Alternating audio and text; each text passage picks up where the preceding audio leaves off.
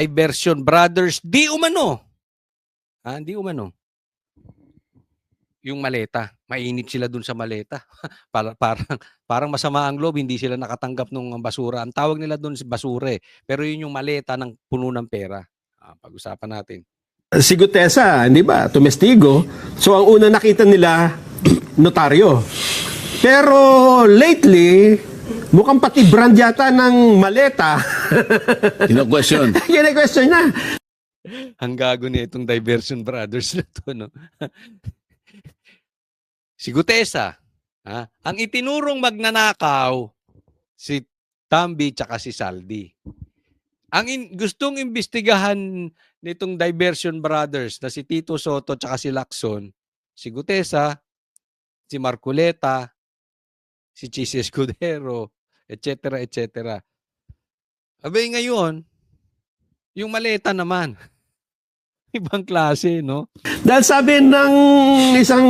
So hindi sila interesado talaga na mapagsino kung sino talagang mastermind. Lahat ay yan yung sinasabi ko dati pa. From the get-go, sabi ko, amoy na amoy ko itong mga ito.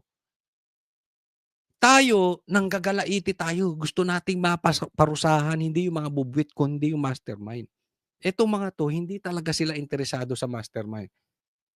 Actually, to the contrary, iniiwas nila doon pa sa mastermind. gagawin para lahat kahit sino ang gagawa ng paraan, nalilitaw, ganyan ang gagawin namin sa inyo. Sa bagay. So madi-discourage lahat ang mga tao nalilitaw sapagkat ganon ang kanilang gagawin. Ito nga sinasabi ko. Halimbawa, isa ako doon sa mga kontraktor.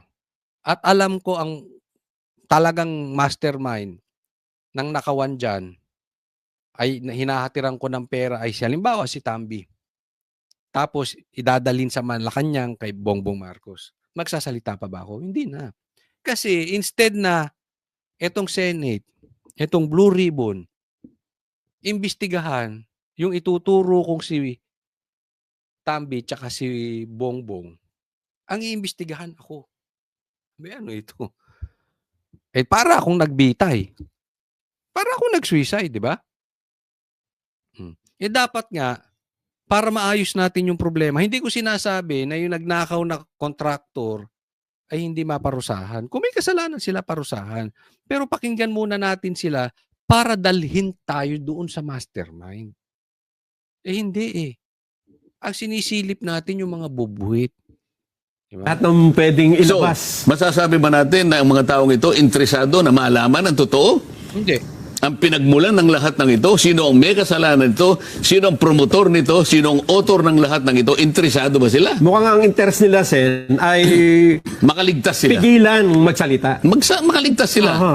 At ngayon nga ay nililin lang nila yung mamamayan, ibinabaling sa iba't ibang mga pamamaraan, di ba? Dinadaya para lamang mapagtakpan. Kaya kasi ganito, may mga nagsasabi, Coacholi, normal yun. Kasi 'di ba, tingnan mo, pagdating sa korte, 'di ba, titingnan mo rin yung mga nagsasabi ng mga testigo at ano bang ginagawa ng kabilang abogado? Dinidiscredit, 'di ba? Para malaman kung yung testigo ay credible, 'di ba? Sa husgado po 'yun. Ito po kasi Blue Ribbon Committee. Itong mga senador na to, si Lacson ay para siyang, kumbaga't ikukumpara mo sa hukuman, para siyang judge. Ang nangyayari dito, itong si Tito Soto at saka si Lacson, kung ikukumpara mo, parang nagiging abogado ni Tambi. Nagigets? Dapat as a judge, kunin mo yung sinasabi nito, imbestigahan mo ito, paharapin mo ito, kasi ito yung sinabi nung paano mo sasagutin yan, pasagutin mo yung sinabi noong witness. Hindi yung ikaw ang gigiba doon sa credibility nung testigo. Abogada ko ng kabilang. Ang tanong, kliyente mo ba Black Pinky? Tuta? Ito si Tambi? Ganun na nangyayari rito eh. tayo hindi naman abogado pero simple lang naman 'to. Ang gumigiba do'n sa ano hindi naman yung judge. And at the same time hindi kayo korte. Ba't kung sino dapat tinatanggap niyo lang. Sino pang magiging resource person? Kung yung tao, sabi nga, sa lahat ng mga humarap do'n, si Gutesa ang walang kasalanan. Wala namang nakurap yan eh. So, halimbawa, yung mga walang kasalanan, magsisilabasan pa yan? Hindi na. Idadamay nyo eh. Sinong gusto pa mag-resource person? Silang ididiin. Di kasama pa sila dito sa circus na to. Bihira naman kayo. Pahirap na nga yung magnanakaw. Pinahihirapan nyo pa. Paano tayo maaayos nito? Kaya ako minsan hindi ko maintindihan yung ibang vloggers eh. Dapat kahit ano man ang kulay mo, pula ka, asul ka, dilaw ka, dapat hindi natin pinipigil papunta roon sa mastermind. Kanilang mga gagawan. Marami pa eh. Ito next po, tingnan natin. Okay, ito gusto kong obserbahan ninyo yung sagot ni Tutasen ha. Obserbahan nyo. Kasi tinatanong siya patungkol doon kay Tambi. Importante bang mapaharap si Tambi sa Senado, sa Blue Ribbon? Obserbahan nyo kung paano sumagot si Tuta. Former Speaker Martin Romualdez actually show up at the Senate Blue Ribbon Committee hearings? He's only been mentioned once. Once lang daw na-mention si Tambi. Hindi. Yung pinalitan mo nga eh. Nag-play pa eh. Si Chis Escudero, di ba? Pinalitan mo as Senate President, sinabi niya rin eh. Ng mastermind, ito, si Tambi. The name that cannot be mentioned, anong once lang? Sinungaling ka talagang sinungaling ka talagang kabisote. Kabisote ba yung tawag sa kanila noon? Kabituloy. Di ba? May tawag sila doon sa kanilang And so I will not have a fairly good judgment of how important that would be. Or Ligutesa? Yeah, Would that be correct, sir? the Gutesa affidavit that is being questioned. Oo. Kita mo, natatawa siya. So hindi niya makita ang importance na paitawag si Tambi kasi isang beses lang daw nasabi ni Gutesa. At may problema pa yung notaryo. Yung affidavit tapos tabi-tawa. Kikita mo? Kita niyo yung istorya? Di ba? Abogadong-abogado dating kay Tambi. Ba't hindi mo patawag as a resource person? Kung wala siyang kasalanan, di wala. Pero hindi, doon pa lang. Kinakat na di ba? Itong mga to, hindi ko talaga. Pero antayin natin. Meron daw, di umanong magaganap. So, relax din. Kasi, balita ko marami na rin nagagalit. Hindi na lang sila, siyempre, gigipitin di ba? Anyway, baka ano pa masabi ko. Kalma lang, meron na tayong nadidinig.